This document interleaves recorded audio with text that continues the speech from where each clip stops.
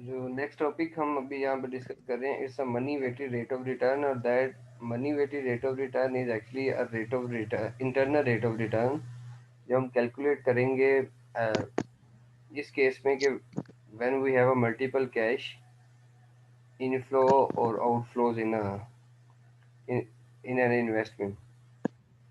तो उस केस के अंदर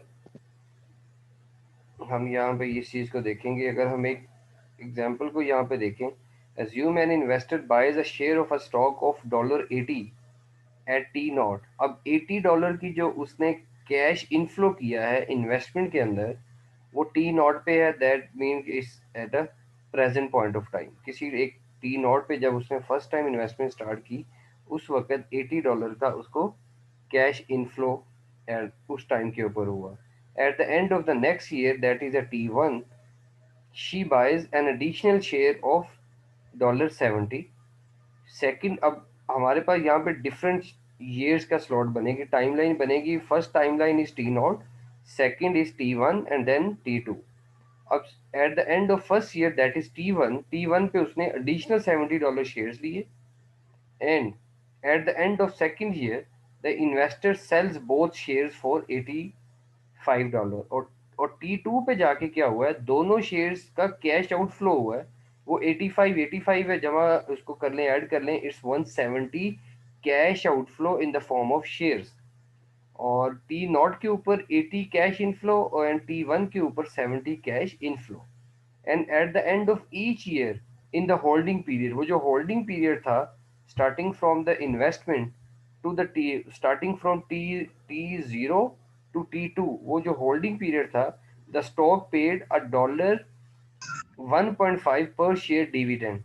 वहां पे 1.5 पर शेयर डिविडेंड भी हुआ। वो डिविडेंड कब कब हमें मिला है, T1 पे भी मिला और T2 पे भी मिला, सेकेंड ईयर पे भी मिला। T1 पे जो डिविडेंड मिला, that dividend was against the investment of $80। और T2 पे जो हमें डिविडेंड 1.5 मिला, दोनों के ऊपर जो हमें डिविडेंड मिलेगा वो 80 के ऊपर भी मिला और 70 के ऊपर भी मिला। और then what is the money weighted rate of return, now what is the rate of return, and before that calculation we should draw a timeline, that is our timeline. T naught पे what is the level of cash inflow or outflow? At T naught, we just have a cash inflow of $80 in the investment. T1 पे क्या हुआ, $70 additional cash inflow यहाँ पे आया, और हमें investment में से डिविडेंड मिला $1.5 का, जो यहाँ पे पहले ही मेंशन है कि हर साल हमें डिविडेंड भी मिला। और क्योंकि हमारी $70 की जो इन्वेस्टमेंट थी, अगेंस्ट दैट इन्वेस्टमेंट हमें $1.5 का कैश आउटफ्लो हुआ।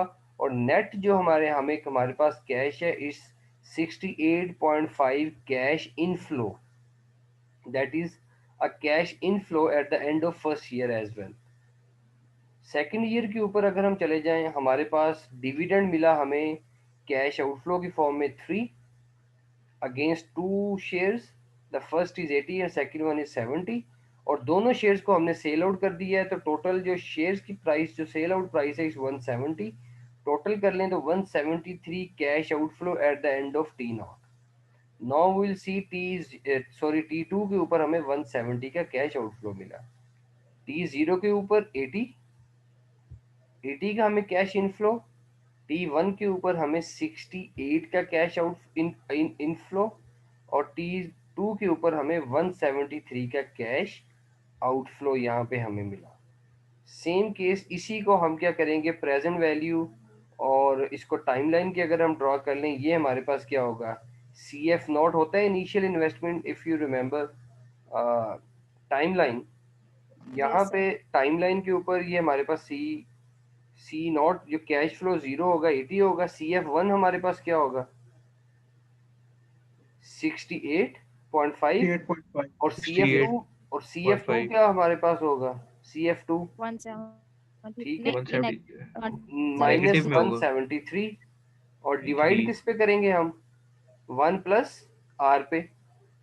इसके लिए हमारे पास 1+R नहीं होगा क्योंकि R 0 है। यहाँ के लिए क्या होगा, 1+R raise to the power 1। इसके लिए क्या होगा, 1+R पावर 2। -2 तो सेम, अगर मैनुअल करेंगे, -2 हाँ मैनुअल करेंगे वैसे सोल्व करेंगे, ये हमारे पास मैनुअल कैलकुलेशन का फॉर्मूला, ये कैलकुलेशन आ गई। Otherwise what you need to do, आप फाइनेंशियल कैलकुलेटर यूज करते हुए भी इसको सोल्व कर लेंगे। फाइनेंशियल कैलकुलेटर के थ्रू सोल्व करेंगे तो हमारे पास जो वेटेड एवरेज का है वो वैल्यू हमारे पास 10.35, that is internal rate of return. Again मैं आपको यहाँ पे याद करवा दूं, आप लोगों ने IRR कैलकुलेट करना है, the value of that are. IRR जो हम कैलकुलेट करेंगे वो IRR आपका वेटेड, यहाँ पे आपके पास होगा the money weighted rate of return. In the same case money weighted rate of return जो आपके पास है, आगे एक एक्सरसाइज भी है, वो नेक्स्ट क्लास में मैं वो आपको एक्सरसाइज भी सेम इसी तरह की है, बल्कि आप वो खुद भी इस चीज़ को कर लेंगे। अब डिफरेंट टाइप्स के हमारे पास रिटर्न्स होते हैं। ग्रॉस रिटर्न आप लोगों को पता होता है कि जो भी हमें स्टॉक का रिटर्न मिल रहा है without the adjustment of tax, that is called your gross return. और प्री टैक्स आपके पास यहाँ पे टोटल रिटर्न है। टोटल रिटर्न जो आपके पास सिक्योरिटी के ऊपर मिल रहा होता है। और नेट रिटर्न आपके पास क्या हो रहा होता है कि जो return after the brokerage fees और टैक्सीज की एडजस्टमेंट के बाद जो आपको मिल रही है amount, that is called net return. Pre tax nominal return आपके पास जो है ये टैक्स पे करने से पहले आपके पास जो इनकम होती है, इसको आप कहेंगे after tax nominal. Again you know after tax all types of liabilities जो आप पे ऑफ कर देते हैं उसके बाद है। रियल और नॉमिनल का hopefully you know very well about the difference. Real rate of return और आपके पास नॉमिनल में फ़र्क होता है इन्फ्लेशन का। इन्फ्लेशन जो है वो इम्पोर्टेंट है यहाँ पे कि नॉमिनल रेट ऑफ रिटर्न में इन्फ्लेशन एडजस्ट करने के बाद आप नॉर्मली बता रहे होते हैं कि what is the nominal, sorry nominal आपके पास जो है वो स्टार्ट के ऊपर है without the adjustment of inflation, और real rate of return is after the adjustment of inflation. यहाँ पे हमारे पास एक एग्जांपल भी है। Let's suppose you have a nominal rate of return 7% और इन्फ्लेशन इज 2%, तो your actual rate of return would be 5% around. और अगर आप इसको एनुअल रिटर्न के अंदर लेके जाएंगे तो it's 4.9%, closely related to 5% real rate of return. Now the important thing is to calculate the standard deviation and correlation of the asset values. यहाँ पे हम मीन, वेरिएंस, कोरिलेशन और कोवेरिएंस की कैलकुलेशन यहाँ पे करेंगे। और ये सारी कैलकुलेशन हमें क्यों ज़रूरी होती है, to calculate the risk associated with that particular investment. यहाँ पे हमारे पास वेरिएंस, स्टैंडर्ड डेविएशन वगैरह की कैलकुलेशन है, और we will get a support of Excel as well, कैसे हम इसकी कैलकुलेशन कर सकते हैं। बाकी स्टैटिस्टिक्स के अंदर आप लोग इस चीज़ को काफ़ी डिटेल से कर भी चुके हैं। ये कैलकुलेशन का फॉर्मूला आपके पास है। आप लोगों ने जो है वो वेरिएंस की कैलकुलेशन कैसे करनी है। वेरिएंस आपके पास वो रेट ऑफ चेंज है, वेरिएशन है डाटा की, कि वो आपके पास कैसे आती है। इसकी थोड़ी सी अंडरस्टैंडिंग यहाँ पे हम कर लेते हैं थोड़ी while using a white board. Actually variance हमारे पास क्या है। Let's suppose we have a graph here और that line is your mean line. ये आपके पास एवरेज की जिसके में हम बात कर रहे होते हैं, that is your average line. Now you will see कि आपके पास डाटा जो है वो किस फॉर्म के अंदर आपके पास आ रहा है। जो डाटा की यहाँ पे फॉर्मेशन है, like let's suppose you have a data like here. अब अगर हम यहाँ पे एक्चुअल एक लाइन ड्रा करें कि मेरे डाटा की लाइन किस फॉर्म के अंदर आ रही है,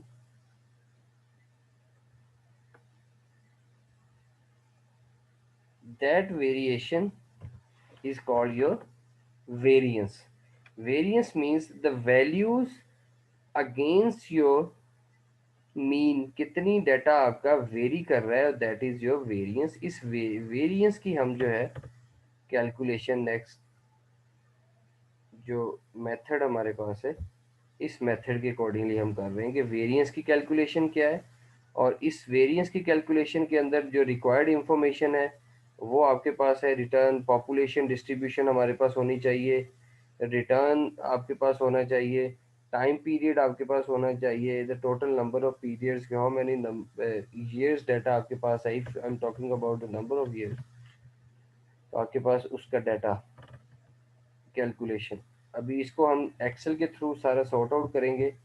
कोवेरियंस और कोरिलेशन का डाटा, अभी कोरिलेशन के बारे में बता दूं, कोवेरियंस जो है वो normally it will determine how the two variables are work together. इसमें ये होता है कि कोवेरिएट करना है, किसी भी दो वेरिएबल्स को आप देख रहे होते हैं कि क्या वो दोनों पॉजिटिवली कोरिलेट कर रहे हैं, कोवेरिएट कर रहे हैं, या नेगेटिवली कोवेरिएट कर रहे हैं। लाइक आपने दो स्टॉक का एनालिसिस करते हैं कोवेरियंस की बेस पे, आपने ये एनालाइज किया कि किसी भी दो कंपनीज का आपने एनालिसिस किया, आपने कहा कि डीजी सीमेंट और रस्करी सीमेंट के शेयर्स की प्राइसेस जो है वो आपस में कोवेरिएट कर रही है। अगर किसी एक शेयर की प्राइस पहले बढ़ती है तो साथ ही दूसरे की भी बढ़ना शुरू हो जाती है, तो दैट इज कॉल्ड कोवेरियंस। अगर एक की कम होती है तो दूसरे की भी कम होना शुरू हो जाती है। तो इस कोवेरियंस को भी आप फार्मूले के थ्रू कैलकुलेट करेंगे, that is a manual formula. और again you have studied that formula in your statistics course as well. थोड़ा रिवाइज करना है, हम एक्सेल की सपोर्ट के साथ ये सारा इजीली कर लेंगे, और आप भी एक्सेल को यूज करेंगे तो that would be quite better. Covariance के बाद, ये कोवेरियंस के बाद हमारे पास नेक्स्ट है कोरिलेशन। कोरिलेशन एक मैट्रिक्स बनता है जिसमें भी अगेन सिक्योरिटीज को हम यहाँ पे कोरिलेशन कोफिशिएंट के साथ मेजर करते हैं। मैक्सिमम कोरिलेशन की वैल्यू हमारे पास +1 और -1 होती है, और there are certain assumptions like correlation coefficient +1 means that deviation from the mean are expected or expected returns are always proportional in the same direction, कि जो आपके पास डेविएशन आ रही है वो भी सेम डायरेक्शन में आ रही है। क्या वो पॉजिटिव ही सारी चल रही है, या वहां पे भी नेगेटिव आता है? पॉजिटिव और नेगेटिव रिलेशनशिप आप शो करते हैं। तो कोरिलेशन जो है वो एक्चुअली कोवेरियंस ही ड्राइव हो रहा है। इसमें भी आप किसी भी दो वेरिएबल की आपस में कोरिलेशन देख रहे होते हैं कि क्या ये पॉजिटिव है या नेगेटिव है। कोवेरिएट जो कर रहा है वो at the same time value जो है वो दोनों सेम सेम जाएंगी। कोरिलेशन में थोड़ी फ्लक्चुएशन भी आ रही होती है, बट द ओवरऑल हम देखते हैं कि दोनों स्टॉक्स की कोरिलेशन क्या है। तो क्रॉस कंपैरिजन में हमें नॉर्मली इस चीज़ का फ़ायदा होता है कि किसी भी एक स्टॉक की, जैसे ये हमारे पास एक स्टॉक है, इसकी वैल्यू को हमने कैलकुलेट करना है। The question is calculate mean, return, return variance, return covariance and correlation हमने चेक करनी है कि इस डाटा की क्या है, कि इस डाटा की एक एक स्टॉक की हमारे पास मीन रिटर्न्स क्या हैं, और फिर जो स्टैंडर्ड डेविएशन हमारे पास यहाँ पे आएगी that is called your variance. वो स्टैंडर्ड डेविएशन एक्चुअली हमारा रिस्क होता है, कि अगर हमने रिस्क की कैलकुलेशन करनी है सिक्योरिटीज में, तो do remember one point, your standard deviation will tell you the risk associated with that particular security. What is the risk? The value of your return that differ from the mean of that value. जो security का average mean आ रहा होता है उससे आपके data जो भी स्कैटर्ड होगा, that scattered data is called your risk. अभी जो मैंने यहाँ पे आपको एक ग्राफ भी ड्रॉ करके बताया था, I will draw that graph again. ये आपके पास ग्राफ है, ये जो मीन वैल्यू से आपका डाटा जो वेरी कर रहा है, that variation like this one, ये जो वेरिएशन आ रही है मीन से, that variation is actually your risk. ये रिस्क है। इस रिस्क को हमने अंडरस्टैंड करना है कि ये जो पहले मीन कैलकुलेट कर लेंगे, then we can calculate the standard deviation. If standard deviation is high, like आपके पास वैल्यू जो है वो मीन के करीब करीब रहती हैं, तो आप कहेंगे कि स्टैंडर्ड डेविएशन लो है, otherwise standard deviation is high. मैं एक सेकंड यहाँ पे एक इसी तरह का एक शॉर्ट फॉर्म अगर यहाँ पे ड्रॉ करूँ ग्राफ की, that is our mean line. Values हमारे पास like is near to line. इस केस के अंदर अगर हम बात करें लाइक दिस वन, तो जो एक्चुअल रिटर्न की वैल्यूज हैं वो हमारी एवरेज मीन वैल्यूज के करीब करीब आ रही हैं। तो in that case our risk is very low, but in that scenario our risk is high. The same case हम इसी चीज़ को यहाँ पे कैलकुलेशन करेंगे और चेक करेंगे कि हमारे पास जो यहाँ पे दो स्टॉक है, स्टॉक 1 एंड स्टॉक 2, इन दोनों के अंदर हमारे पास रिस्क क्या है और कैलकुलेशन क्या है। एक्सेल को फिर इनकी वैल्यू के साथ हम कंपेयर कर लेंगे। In the same example we have same example here.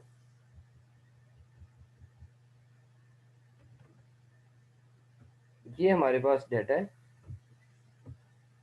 year 4 5 6 7 8 और the value of stock 1 and values are stock 2। यहाँ पे हमारे पास जो स्टॉक 2 की वैल्यूज हैं, same value given in the question. ये इन वैल्यूज को हमने 9 तक की वैल्यूज को अगेन हमने एक्सेल के अंदर ऐड कर लिया। फर्स्ट पॉइंट है हमारा मीन कैलकुलेशन का, that is a simple formula. Average select किया, मीन की कैलकुलेशन कर ली। अगेन सिंपल इस फार्मूले को ड्रैग किया तो आपके पास एवरेज, दोनों स्टॉक की एवरेज आ गई। सेम एवरेज हमारे पास अगर आंसर नेक्स्ट आंसर के अंदर देखें तो सेम एवरेजेस हमारे पास यहाँ पे भी कैलकुलेट हो चुकी हैं। 5% and 6% average of each stock.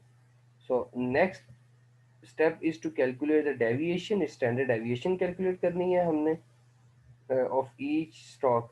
तो अब हम स्टैंडर्ड डेविएशन भी अगेन वाइल यूजिंग एक्सेल हम कैलकुलेट करते हैं।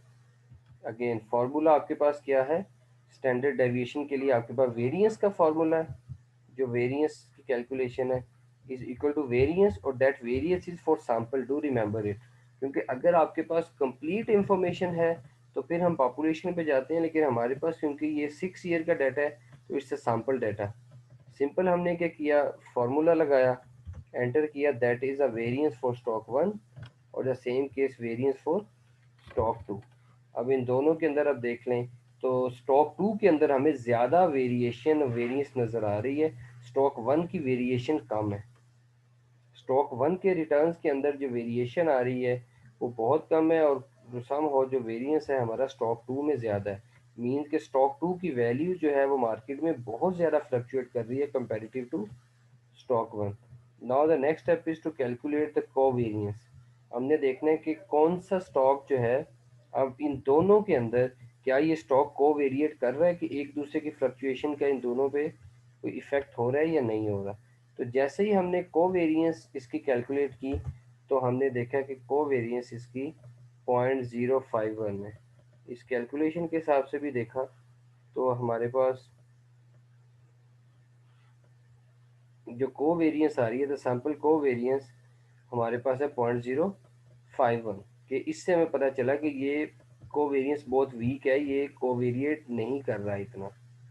लेकिन हमने इसकी इन अदर फॉर्म हमने ज़रा ये चेक की कि कोरिलेशन कोफिशिएंट इसमें कितना आ रहा है, कि जो इनमें फ्लक्चुएशंस आ रही हैं क्या उनमें क्या सिनेरियो आ रहा है। तो कोरिलेशन अगर हमने इसकी चेक कर रहे हैं तो कोरिलेशन का फार्मूला हमारे पास है इज इक्वल टू कोरिलेशन और टू स्टॉक्स की कोरिलेशन और कोवेरिएंस भी हमने यहाँ पे कैलकुलेट कर लिया। तो it's a very simple, if you follow the Excel in your calculation you can easily calculate your answers. I will not recommend to follow the manual procedure, but at least you should know the manual proceedings as well. Follow the Excel for your calculation.